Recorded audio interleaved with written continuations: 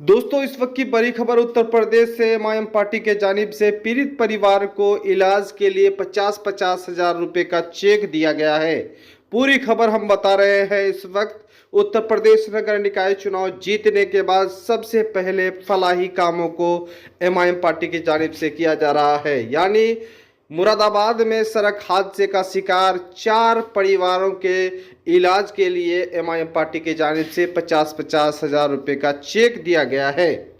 अब जो है सियासी पार्टी वोट लेने के लिए काम कर रही है, लेकिन एमआईएम पार्टी फलाही काम को लेकर आगे बढ़ चुकी है। इस वक्त तो जो है उत्तर प्रदेश नगर निकाय चुनाव में जिस तरह से एमआईएम पार्टी को बड़ी कामयाबी मिली और एमआईएम पार्टी के उम्मीदवारों को लोगों ने जमकर वोट दिए, उसी का नतीजा है कि उत्तर प्रदेश में अब कुछ बदलाव नजर आने लगा है। यानी एक सियासी पार्टी वोट लेने के लिए सिर्फ काम नहीं करती, लेकिन उत्तर प्रदेश में अब वो समाज सेवा के क्षेत्र में भी बढ़ चढ़ कर हिस्सा ले रहे हैं। यानी उत्तर प्रदेश में अब एमआईएम पार्टी का धीरे धीरे से पकड़ और मजबूत हो रहा है और खुद प्रदेश अध्यक्ष शौकत अली इस वक्त जीत के बाद लगातार दौरे पर हैं। यानी लगातार उन प्रत्याशियों के पास पहुंच रहे हैं जो हारे हैं और जीते हैं, उनको सम्मानित कर रहे हैं, उनको हौसला दे रहे हैं कि आने वाले दिनों में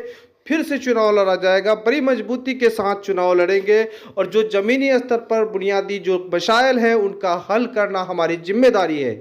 और जो लोग वहां पर जीते हैं उनको लगातार वो कहते हैं कि जब एमआईएम पार्टी यहाँ पर जिस उम्मीद से लोगों ने वोट दिया है, उस उम्मीद से लोगों के जो है मसाइल पर हमको खरा भी उतरना है।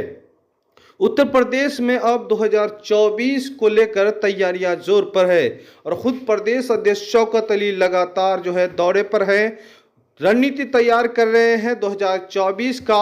वैसे तो पूरे देश भर में 2024 को लेकर एक माहौल बन रहा है, देश भर में महागठबंधन का माहौल बना रहे हैं, लेकिन महागठबंधन में एमआईएम को शामिल भी नहीं कर रहे हैं। तो एमआईएम पार्टी अपने सियासत, अपने हिस्सेदारी की लड़ाई लड़ने के लिए खुद जो है अकेले चुनाव मैदान में है। जिस तरह से अभी देखा जा रहा है कि उत्तर प्रदेश में अब कई राजनीतिक पार्टियां एमआईएम के प्रदेश अध्यक्ष शौकत अली के संपर्क में है। यानी आने वाले 2024 में हो सकता है कि कई सियासी पार्टियों के साथ गठबंधन हो, लेकिन झारखंड के प्रदेश अध्यक्ष मोहम्मद साकिर ने ऐलान कर दिया है कि झारखंड में एमआईएम पार्टी के साथ गठबंधन होना तय है और वो सीटों का भी ऐलान कर दिया है। यानी इधर बिहार में लगातार चर्चे पर हैं, अख्तर उल इमान साहब पूरी तैयारी कर रहे हैं और अख्तर उल इमान साहब की पूरी टीम पूरे बिहार में इस वक्त जो है लोकसभा सीटों को चिन्हित कर रहे हैं। यानी कहां कहां उम्मीदवार उतारेंगे और कहां कहां से उम्मीदवार जीत सकता है, लगातार जो है चर्चे पर हैं। इधर औरंगाबाद के इम्तियाज जलील लगातार अपने क्षेत्र में तैयारी जोर पर है। यानी पिछले लोकसभा चुनाव में 3 ही सीटों पर महज एमआईएम पार्टी के उम्मीदवार उतारे और 3 सीटों में 2 सीटों पर एमआईएम के उम्मीदवार कामयाब हुए। खुद प्रदेश अध्यक्ष खुद एमआईएम के राष्ट्रीय अध्यक्ष बैरिस्टर असदुद्दीन ओवैसी साहब का सीट, औरंगाबाद से इम्तियाज जलील साहब का सीट और किशनगंज लोकसभा से अख्तर उल इमान साहब का सीट। लेकिन इस बार जो है अख्तर उल इमान साहब का पहले से बुनियाद ज़्यादा ही मेहनत कर रहे हैं, लगातार कई दिनों से अपने क्षेत्र का दौरा कर रहे हैं और एक माहौल बना रहे हैं। यानी विधानसभा चुनाव में जिस तरह से ओवैसी लहर, एमआईएम लहर सीमांचल में था, अब कहीं ना कहीं इसे ज़्यादा मेहनत करना पड़ रहा है, चूँकि इनके 4 विधायक जो है आरजेडी में चले गए।